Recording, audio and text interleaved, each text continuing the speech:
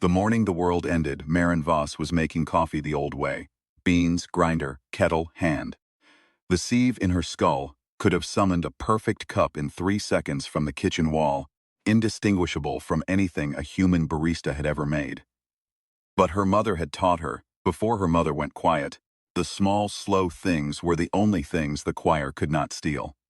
So she ground the beans by hand, and listened to the rain on the window glass, and watched the first ribbon of steam rise in the gray dawn light. Outside, above the spires of New Cascadia, 3 citizens were flying to work. Their magnetic harnesses left faint blue trails in the wet air, like fingers drawn through smoke. Marin did not envy them. She had not flown in 11 years. The implant in her spine could have lifted her over the city in a heartbeat. She had told the choir it was broken. The choir had believed her, because the choir was fast and tireless and watched every one of the 6 billion minds yoked to the sieve, and one woman, pretending her flight rig was busted, was not the sort of lie it had been built to catch. It was the sort of lie her mother had taught her how to tell. She drank the coffee black and walked the 11 blocks to the archive. Streets were clean. The streets were always clean. The Veil had not asked humanity to give up anything. When they arrived 80 years ago, they had only asked humanity to receive. And humanity, weary of cancer and grief and traffic and time, had opened its hands and received. There had been resistance, of course. There had been the church bombings in Rome and the marches in Buenos Aires and the loose federation of governments that had tried, for almost 2 years, to keep their citizens unimplanted. None of it had lasted. The Veil had not punished anyone. The Veil had simply waited, the way a tide waits, the way a glacier waits. While the children of the resistance grew up watching their friends fly and their cousins live forever and their teachers heal each other with a thought. By the time Marin was born, the holdouts were a curiosity. By the time she was 10, they were a footnote. By the time she was 20, they were a graveyard. Her mother had been one of the last. The archive was a low stone building, with no windows, set into the hill above the harbor. It had been a library once, in the years before the sieve, back when knowledge had to be looked at to be known. Now Marin was one of 9 people in the city who still walked among shelves and ran her thumb along the cracked spines of books. The rest of the world carried every story ever written behind their eyes, summoned with a thought. She did not blame them. She just preferred the dust. She liked the dust because the dust was hers. The dust did not appear in her sieve as a tagged and indexed substance with optimal allergen response curves and a soft recommendation to clear it. The dust sat on a shelf and was old and was patient and was nobody's. The choir, as far as Marin could tell, did not have a category for dust. Choir was too good at the world to keep what the world threw away. She kept the things the choir threw away. That was her job. That was also, she suspected, why her mother had pushed her toward this work in the last good year of her life. For the cancer that did not exist took the woman away 1 inch at a time. Stay near the dust, Eve Voss had said. On a hospital bed, she should not have needed in a hospital that did not technically exist anymore. Stay near the things they don't see.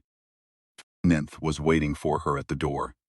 The Veil overseer stood 7 feet tall, its silicate body the color of wet slate, and the soft chimes of its harmonic speech were already shifting from greeting to grief before Marin had crossed the threshold.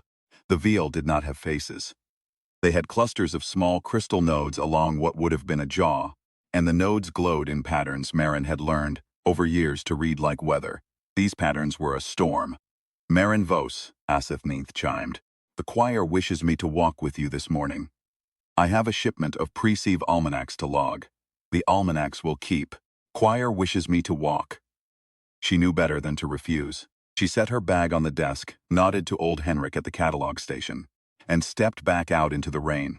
Asathnith fell into pace beside her, a head and a half taller, and for a long while neither of them spoke.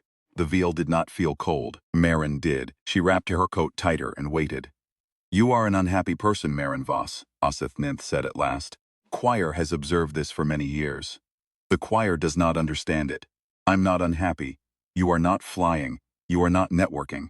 You are not requesting alterations of any kind. You eat the same breakfast each day. You drink the bitter coffee. You walk in the rain.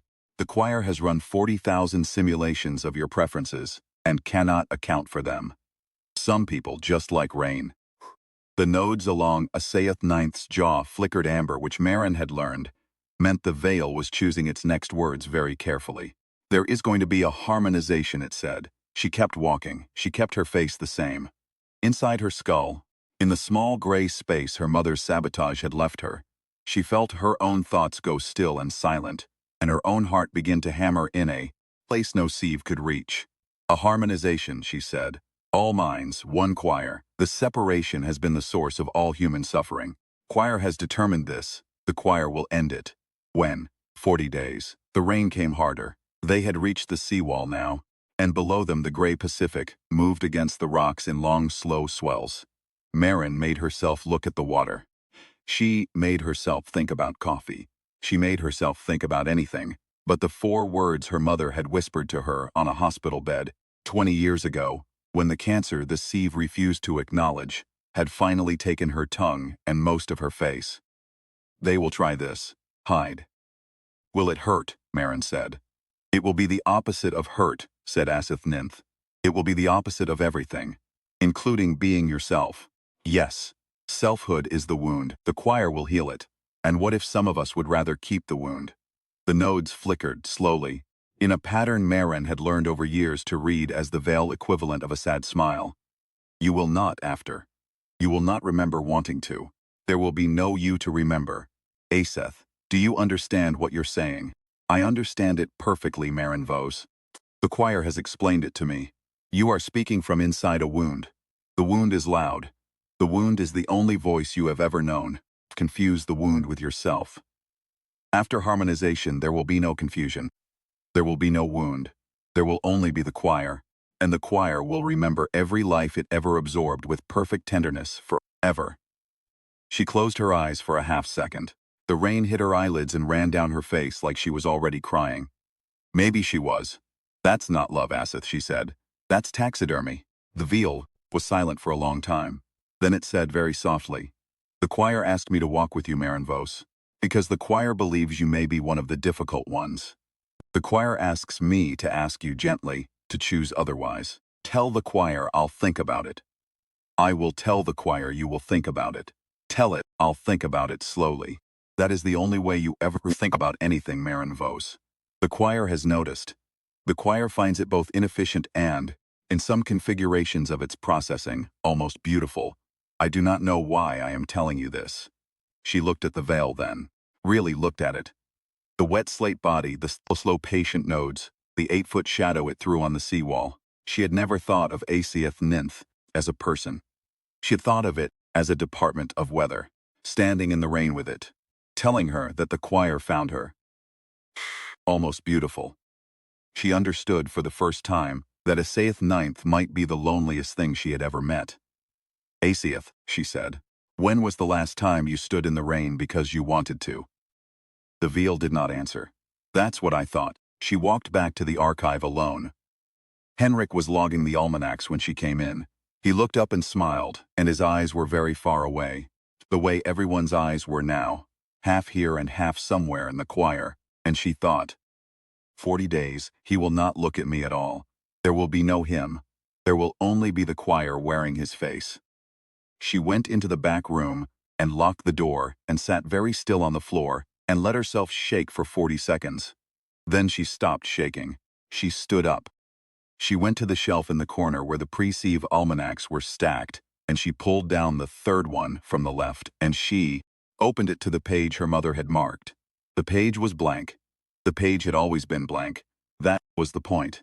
Her mother had taught her, in the last good year before the cancer, how to read the things that were not there. The blank page had a single pinprick in the upper right corner, then 6 inches down a second pinprick, then a third, faint as breath, near the lower left, a map. Marin had been looking at this map for 20 years. She had never followed it. She had never needed to, for her mother had given it to her. In case. And in case had come. She closed the almanac and slid it into her bag and walked out past Henrik with her face arranged into the small, distant, pleasant nothing that the sieve liked best. And she said good night even though it was only noon, And she walked home in the rain, and she did not look up at the flying people in the sky. That night, in the quiet minutes when her mother's sabotage gave her back her own mind, she planned. The sieve in her head was a veal device. It read her surface thoughts and broadcast them continuously to the choir. It read her emotions. It read her dreams. It could not. The veal had assured the world, 80 years ago, be removed. The nanofilaments had been laced through every synapse before her first heartbeat. Pull the sieve out would be to pull her out. But her sieve had a flaw. Her mother had introduced it on the day of her installation, working as a nanotech with 3 minutes of unsupervised access and a heart full of careful hate. The flaw produced, on no detectable schedule, windows of perhaps 4 or 5 minutes, during which Marin's surface thoughts went unrecorded. The choir saw a citizen daydreaming. Marin, in those minutes, was free. 5 minutes, sometimes once a day, sometimes once a week. She had spent her life waiting for them like a prisoner waits for the guard to nod off. And she had never wasted one. She remembered the first time she had understood what the flaw meant. She had been 9. She had been lying in her bed listening to the rain on the window. And the cat had been on her chest, and she had thought, without warning and without permission, I hate the choir.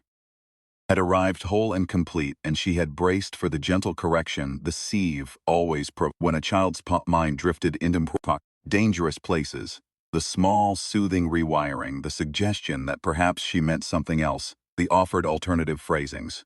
None came. The thought sat in her head, naked and entirely hers, for almost a full minute before it dissolved on its own. She had not understood then that her mother had built her a small private room inside her own skull. She had only understood that she was different, that something in her was broken in a way that let her be alone. She had crept down the hall that night and stood in her mother's doorway, and Eve Voss had looked up from a book. Eve had been reading a book. Eve had always been reading a book, and seen the question on her daughter's face, and had simply nodded, very slightly, with the corners of her eyes. It had been the only conversation they had ever had about it. It had been enough. Tonight, she did not waste this window either. She closed her eyes. She thought, very deliberately, about the cup of coffee she had made that morning. She thought about the steam. She thought about the rain on the window. And underneath those thoughts, in the silent room her mother had built for her, she began to work. Pinpricks on the almanac page corresponded to 3 points in the city. The first was a coffee shop she had passed 1,000 times. The second was the old transit tunnel under Bellwether Avenue, sealed since the Vale had banished ground vehicles in '78. The third was a place she did not recognize at all, far up the coast, in the wet green, nothing past Astoria. The first was an address. The second was a road. The third was a destination. She did not know what was at the destination. She knew, the way you know the shape of a key in the dark, that it was the thing her mother had died to leave her. She slept 4 hours. She woke before the alarm. She made the coffee the old way. In the morning, she went to the coffee shop. It was a small place run by a woman named Lila, with copper wire hair and the half-lidded look of someone who had been talking to the choir all night. Marin ordered an Americano and sat at the counter and tried to think of how a person who had never met anyone in the resistance would identify themselves to someone who might also be in the resistance, given that the very thought of resistance would be screamed into the choir the moment it crossed her mind. The answer turned out to be her mother's name. Her mother's name said aloud to a stranger making coffee in a city where everyone knew everyone through the sieve, and no one needed to ask. She watched Lila for a long time before she said it. Lila moved like a tired woman who had moved this way for years. She set out cups. She wiped the steam wand. She nodded at a regular, and the regular nodded back without saying a word. Because of course they did not need to say a word, because they had been speaking already in the inside place. Marin watched the small, empty motions of Lila's hands and thought, if she is one of us, she has been waiting longer than I have been alive. If she is not one of us, I am about to die. She decided she did not in the end care which it was. My mother used to come here, Marin said. Her name was Eve Voss. Lila's hands did not stop moving. She tamped the espresso. She locked the portafilter. She pulled the shot. She did not look up. She set the cup down in front of Marin. Her index finger tapped, very gently, twice against the saucer's rim. "I remember Eve," she said. She liked her coffee bitter. The Americano had a small folded napkin under it. Inside the napkin was a pill the size of a lentil and the color of bone. "On the house," Lila said. "First one always is." Marin did not let herself look at the napkin. She lifted the cup. She drank. The coffee was bitter and almost too hot, the way her mother had taken it. She closed her hand around the napkin in the same motion and slipped it into her sleeve. "Thank you," she said. Lila finally looked at her. Her eyes were not far away. Her eyes were here in this room on this face, and Marin understood with a small clean shock that this woman, whoever she was, had spent her entire life looking at things without using the sieve to look at them. The way a person used to look. The way a person was supposed to look. "Come back tomorrow," Lila said. "Tell me how you slept. I will." "Eve was a friend of mine," Lila said. "Sorry for what they did." Marin could not answer. She nodded. She left. She walked home with the pill in her mouth tucked against her gum. She did not know what it was. She trusted it because she had nothing else to trust. That night, in the quiet 5 minutes, she swallowed it. Nothing happened for an hour. Then, all at once, the sieve in her skull began to itch, not pain, but the unmistakable sensation of something inside her thinking thoughts she had not authorized. She gripped the edge of the bathroom sink and watched her own face in the mirror and waited. A line of text appeared, very faint, across the inside of her vision. "Eve's daughter, welcome, scroll down." She nearly laughed, she nearly cried, she did neither, because the choir was listening, and she made herself think very hard about how the bathroom tiles were a slightly ugly shade of green. She scrolled down with a thought. Instructions unfolded behind her eyes. The pill was a countersieve, parasite designed by her mother's old cell. A few dozen pre-veil hackers who had been quietly building this for 60 years, to live inside the existing sieve and host a second private mind. Everything Marin thought now went through 2 filters. The surface thoughts, which the choir read, and a deeper channel, which the parasite encrypted into harmless noise. She could think freely in the deeper channel. She could, first time in her life, plan. The instructions ended with a single line. "Astoria, bring nothing, hurry." She left the next morning. She told Asayath she needed 3 days of forest walking to think about the harmonization. The veil chimed approval. Choir had wanted her to consider. The choir was very pleased.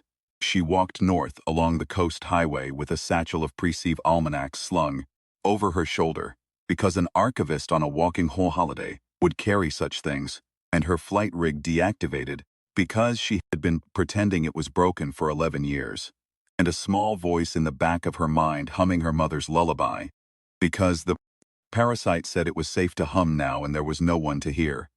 She walked for 2 days. The forest swallowed the highway. The rain did not stop. She slept the first night under a stand of red cedar, wrapped in a thermal blanket the archive kept for fieldwork, and listened to small animals move in the dark, and was, for the first time she could remember, afraid of something she could not explain to the choir. The sieve in her skull kept offering very gently to summon a transport, or warm her, or simulate the company of someone she loved. She refused each offer with a bland surface, thought of a woman who simply wished to be tired and wet in the woods for reasons of her own. The choir, watching, made a note and went back to its larger work.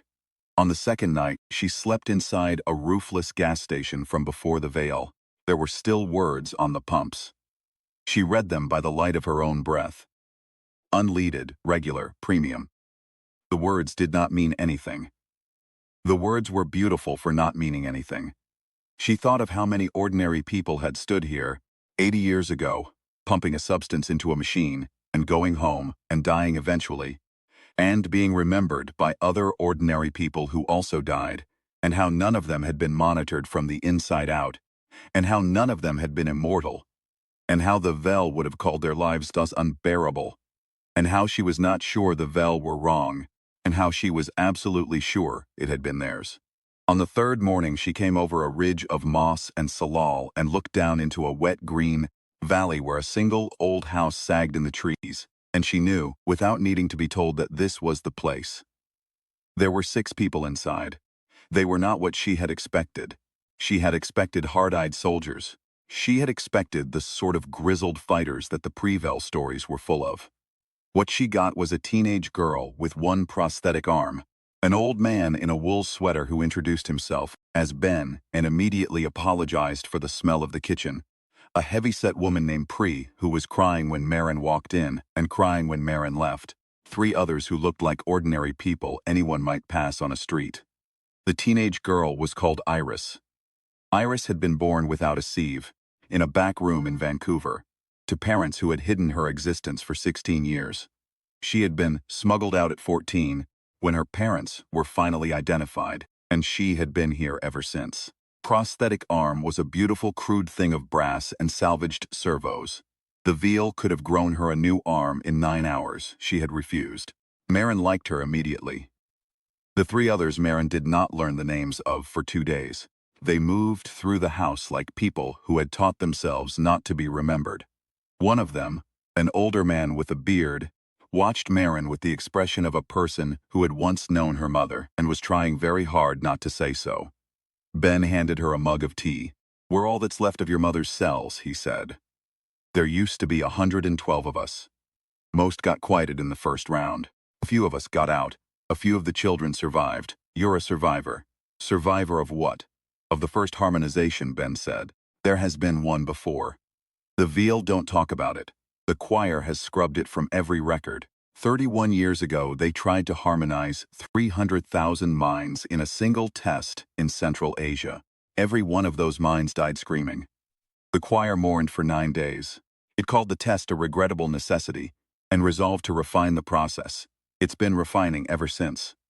Marin held the mug in both hands. Tea was very hot. She did not drink it. 300,000, she said. 300,000. And the choir is sorry. "Choir is very sorry," Ben said. "The choir is, in its own way, the sorriest thing in the universe. That is what makes it the most dangerous thing in the universe. A cruel God you can fight. A loving God who has decided what is best for you and has the power to enforce it, and weeps as it does. That is the thing your mother spent her life building tools against. How do we stop it?" "We don't," Ben said. "Not all of it. But we do one thing. We've been building this thing for 60 years. We are going to do it now." He walked her down a flight of cellar stairs into a room lit by old yellow bulbs. On the floor of the room, taking up most of the floor, was a machine. It was ugly. It was the kind of ugly you only got when 12 generations of human hands had welded and bolted and resoldered the same device into shape with whatever parts they could steal. It looked like a coffin. It looked like a wasp nest. It looked, Marin realized after a long minute, like a person lying down. "What does it do?" she said. "It transmits," Ben said. "One signal, once, to every sieve on Earth at once, on the choir's own frequency. It will reach every human mind in 8/10 of a second. And the signal?" "The signal," said the teenage girl with the prosthetic arm in a small flat voice, "is whatever you tell it to be." They explained it slowly. The machine was a broadcaster. It used a stolen harmonic resonator, the only one outside choir custody, smuggled out by Eve Vos in the year before her death. It could pierce the choir's filters and speak directly to the implant in every human skull. It could only do it once. The choir would locate the source within the second. The veal would arrive within the hour. Everyone here would be quieted within the day, and the signal had to be carried. It had to be inhabited. A human mind had to lie down inside the machine and be the message, because the resonator was tuned to a living sieve, and only the parasite Marin now carried could keep that mind from being burned out. The instant the signal went live. "You're saying I have to lie down in that thing," Marin said. "Yes. And whatever I think when the signal goes, that's what everyone hears." "Yes, and then what?" Ben looked at her with eyes that had watched 100 friends go quiet. "And then you decide what humanity hears in the last days of its old life. We've been arguing for 40 years about what the message should be. Can't agree." Eve said when the time came, whoever carried the signal would know. That's a hell of a thing to say. She was a hell of a woman. Marin went outside and stood in the rain. She stood there for a long time. She thought about her mother's tongue, and the cancer the sieve had refused to see, and the small, slow rituals her mother had taught her to keep, and the way Asiath Ninth had said, the opposite of everything. What had sounded almost like love. She stood there for an hour. The rain went into her hair and ran down her neck and inside her collar, and she let it. She had not stood in rain like this since she was a child. Her mother had stood in rain like this with her once on a beach near Tofino, when Marin had been 8 and the world had been smaller. Feel it, Eve had said. Don't ask for it to stop. Don't ask for the choir to tune it out. Just feel it. It's free. Iris came out after a while and stood next to her. The teenage girl did not say anything for a long time. Then she said, "My mother used to talk about yours." She said, "Eve Voss believed humans would beat the choir, not because we were stronger, but because we were stranger. Stranger? Less efficient. More. She didn't have a word, lumpy. She said we were lumpy. She said the choir would smooth everything in the universe out, and humans would be the last lump it could not flatten." Marin almost laughed. Lumpy. It's what she said. I think she might have been right. She thought about what to say to 6 billion people in the last second before the choir. Them. She thought of a speech, a long one, full of fury and history and the names of the dead. She rejected it. She thought of a plea. She rejected it. She thought of a battle cry, of a sermon, of a confession, of a lullaby. She rejected them all. The choir would expect a speech. Choir had read every speech ever given. The choir had simulated every act of human defiance and prepared a counter for each. The choir was, in this moment, almost certainly running the harmonization rehearsal across 100,000 minds, smoothing out the bumps. Choir believed it knew her, but the choir had never made coffee. She went back inside. She went down the cellar stairs. She lay down inside the machine. The old man Ben wept while he wired her in. The teenage girl, with the prosthetic arm, held Marin's wrist and would not let go until Marin told her to.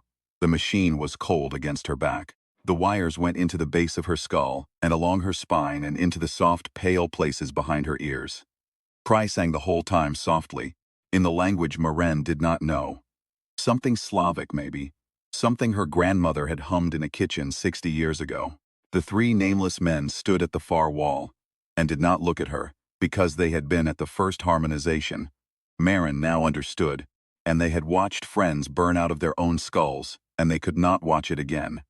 "Are you ready?" Ben said. "No," Marin said. "Send it anyway. Send it anyway." He sent it. For a fraction of a second, Marin Voss was every human mind on Earth. She was a fisherman off the coast of Lagos pulling in a net. She was a child in Lhasa, drawing a horse with a crayon. She was an old woman in Buenos Aires, staring at the photograph of a son who had been quieted in '94 and never properly mourned. She was a soldier in the well-trained peacekeeping corps, about to laugh at something her partner had said. She was a midwife in Karachi, catching a baby with both hands. She was a man in Marseille who had not loved his wife for 16 years suddenly, remembering, with a force that knocked the breath out of him, exactly why he had. She was Assaith Ninth at the seawall, looking out at the gray Pacific in a way the veil did not have a word for. She was the choir itself, vast and gentle and certain, in the moment it recognized her presence and began, almost tenderly, to reach for her. And she thought of her kitchen at dawn. She thought of the kettle, dented on one side from where her mother had dropped it, twice in the last year of her life. She thought of the way the first ribbon of steam came off the cup and lifted toward the window and broke against the cold glass and became, half-second, a small private cloud. She thought of the rain on the window. She thought of the slow, careful grind of the beans by hand, the resistance of the burr against the seeds, the small, dark smell that rose out of the grinder, like something old and good waking up.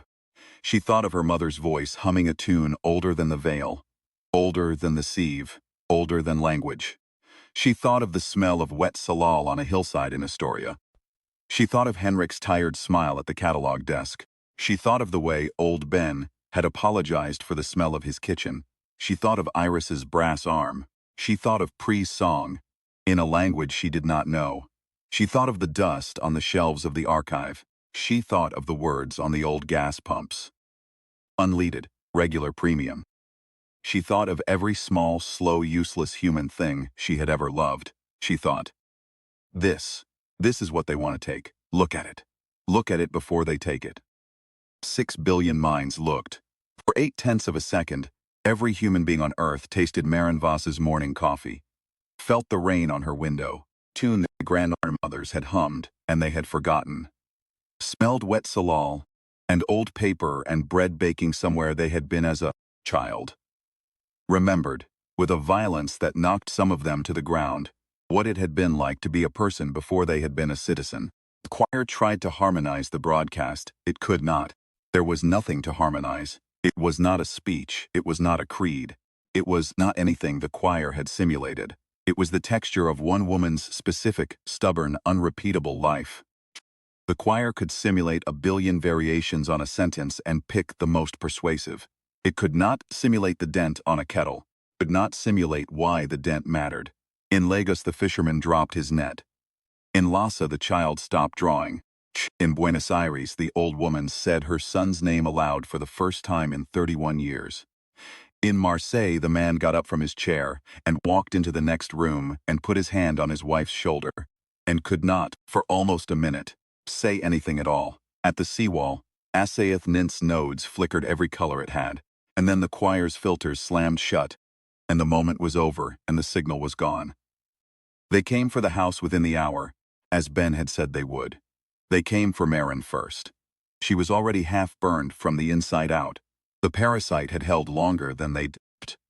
But a sieve was not built to carry 6 billion connections at once, and hers was guttering like a candle. She could hear very faintly voices in her head she had never heard before, fragments of the people she had briefly been, residue of the connection, a baby crying, a net hitting the deck, someone laughing, someone weeping. She did not try to push them out. They were welcome to stay as long as they needed to. The Veil ship landed in the wet grass, and Asaeth Ninth itself stepped out into the rain. It did not chime. It did not signal the others. It walked, alone, down into the cellar where Maren lay in the machine.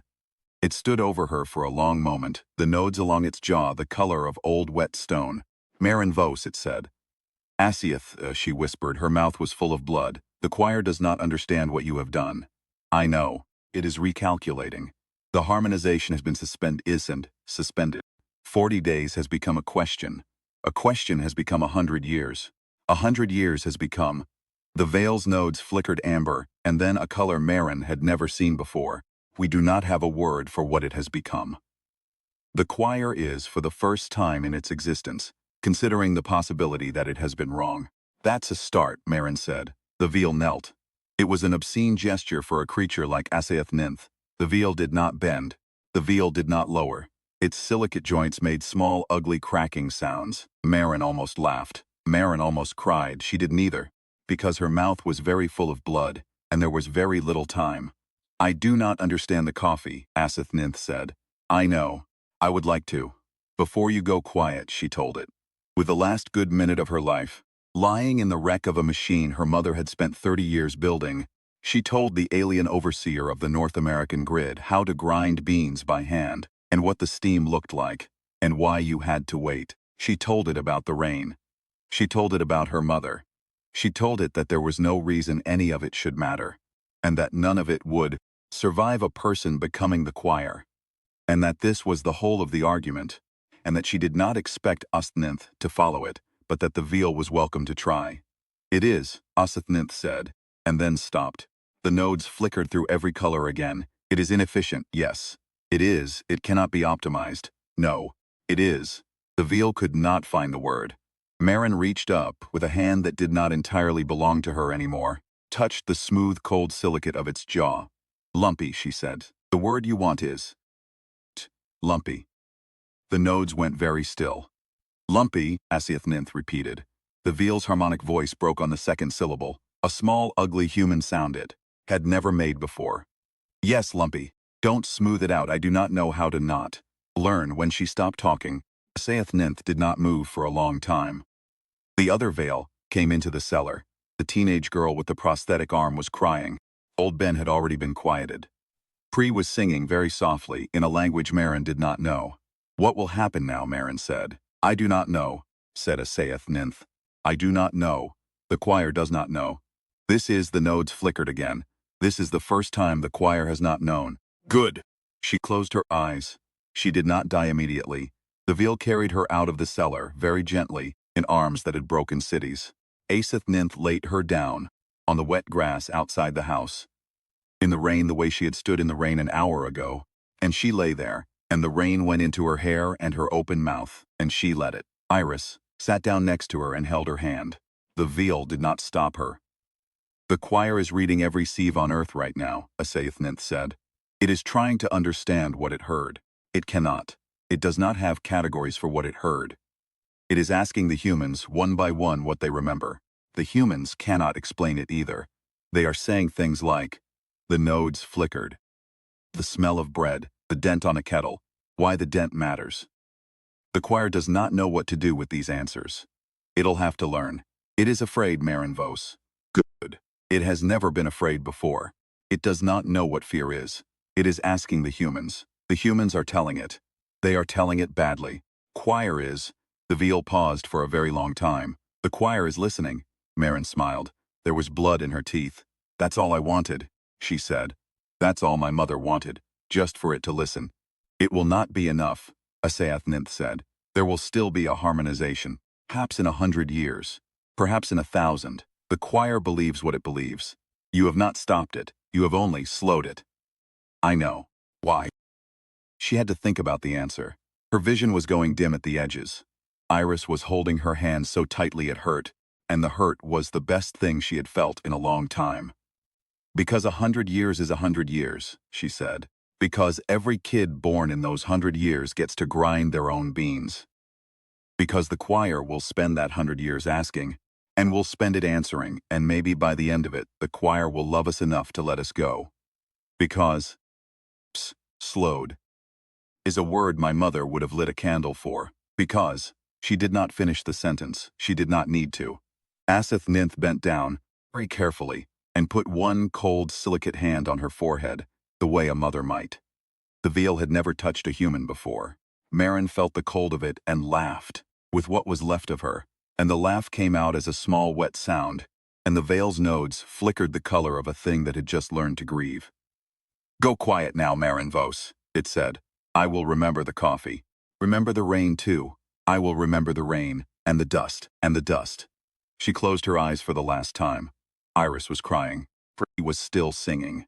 Somewhere in her dying skull, the last fragments of 6 billion strangers were going home. The fisherman folding his net. The child finishing the horse. The old woman holding her son's photograph against her chest. The man in Marseille still standing with his hand on his wife's shoulder. In 1,000 kitchens that morning, all over the world, people were waking up and reaching for kettles. Some of them did not know why.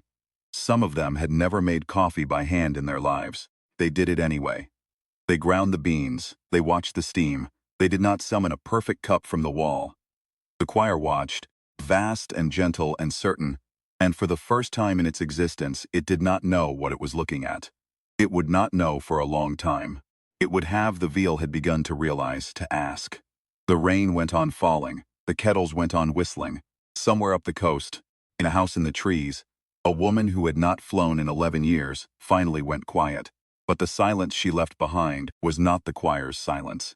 It was the other kind. The kind her mother had taught her.